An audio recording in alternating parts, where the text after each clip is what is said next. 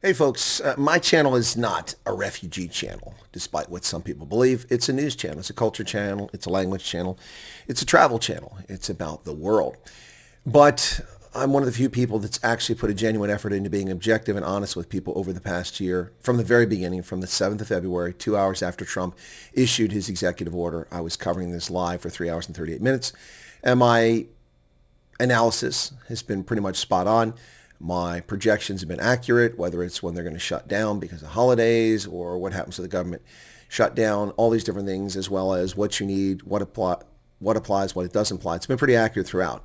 Not boasting, just stating facts. You can go back and check and you'll see that despite the lies of some people, what I've said has been pretty accurate.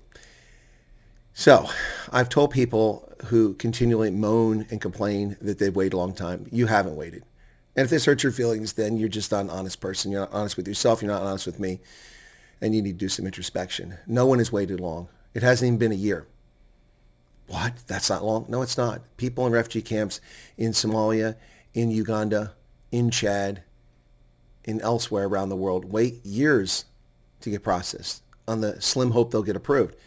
And when South Africans have had an accelerated program, which doesn't mean that their vetting hasn't been done, contrary to the leftist liars and the fake media. The vetting has been extensive, as some of you discovered, much to your chagrin. They found out things you never thought they'd find out. That's why I've told you to be honest from the very beginning. But I also told you the bow would break after January 5th. And I told you that as early as last summer, that we'll probably start seeing this happen by early next year is when this will really kick into gear. And here we are. Today, another 117 South Africans left South Africa. Yeah, hours ago. They're in the air over the Atlantic now, and multiple flights coming to America. The numbers keep growing. Thousands have already arrived. We'll get the actual figure. I mean, if we just estimate at least 100 people per day for 20 days this month, that's at least 2,000 more minimum. It's probably more than that. We'll see what the figures say, but at least 2,000 more on top of the 1,055 that came over a period of about 8 months.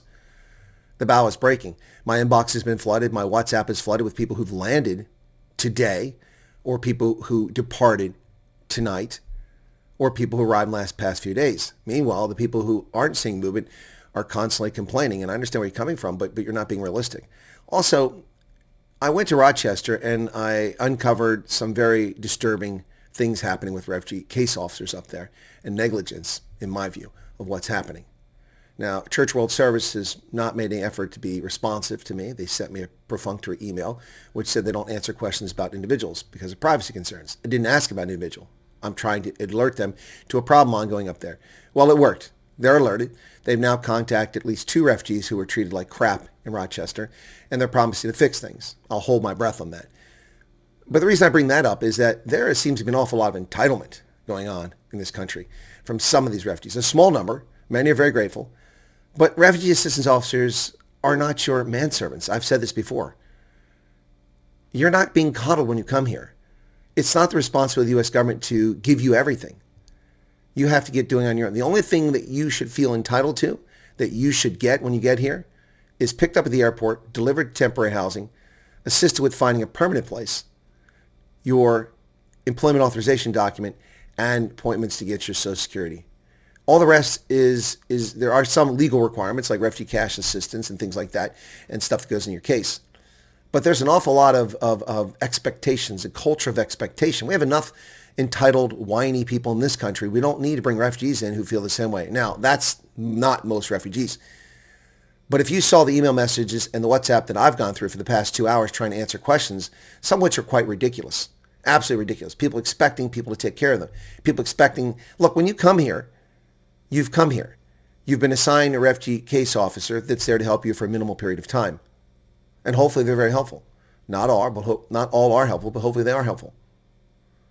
But they're not required to clothe you and take you here and take you there and make life comfy for you.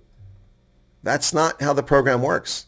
And if your expectation is you failed in South Africa and now you're going to come here and be dependent on the American society, you got the wrong approach. Wrong approach. Now, that's a very open bucket and a lot of ground to cover. But that message is directed at a handful of people, and you know who you are. Quit telling me you're resilient. Quit telling me that you're a self-starter. Quit telling me that boer maak 'n plan when you're complaining because somebody didn't give you a code.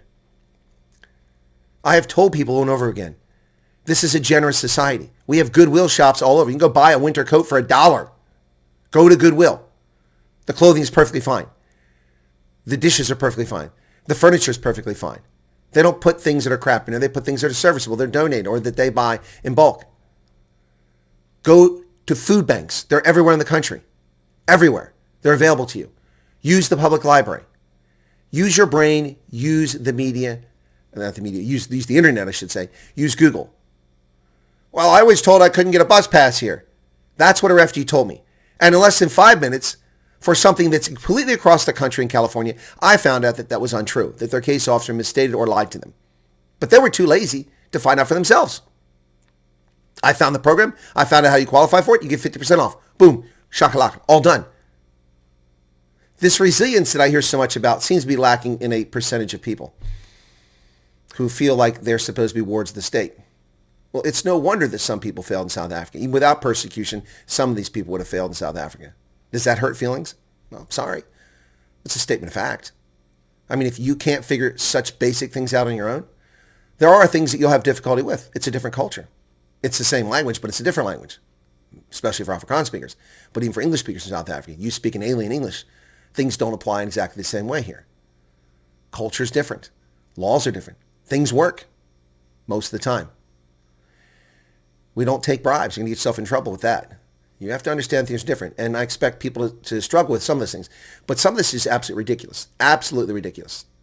People need to put their big boy pants on. A small number of you. Bottom line. But as I said, lots and lots of people will be coming over. And lots of people are coming over here now. And at this point, I hate the term privileged. To me, there's no such thing as privileged. Being born with a silver spoon in your mouth doesn't mean you're privileged. You still got to mature and grow up. Your health could go sideways. You can wind up with MS. You can wind up with cancer. You could die as a youth. You're not privileged because you're wealthy. You may get nicer things and lots of great advantages other people don't get, but so what? People should work hard to earn those things. And if other people stumble into it, good for them. But I am beginning to start to think that South Africans are privileged from a standpoint the rest of the world has been cut off from the refugee program. And here we are accelerating your case. And we have so many people who moan and piss and complain and cry about the program when they've waited a month, 2 months, 3 months. When you've waited 3 years, they didn't come back and complain. Oh, here we go. Oh, the mean colonel. I'm not going to watch his program anymore. Good. Good. Go watch someone that strokes your ego. Someone that pats you on the head like a good little child. If that hurts your feelings. The truth is painful. Life is difficult. It's competition. If it wasn't, bacteria and viruses wouldn't be constantly trying to latch onto us. And fungi. Life is competition. Leopards wouldn't eat other animals. That poor little gazelle. That poor little springbok. The cheetah's eating now. It's life. Life's competition. Get in it. Compete. Find Goodwill shops. When the weather gets better, go to yard sales. Go to flea markets. You can find lots of great stuff. You can fill your house with all kinds of things for almost nothing. There are ways to survive in society without being wealthy until you can get a really good paying job and you can become wealthy. In the meantime, life, be in it. Don't moan about it. Cheers.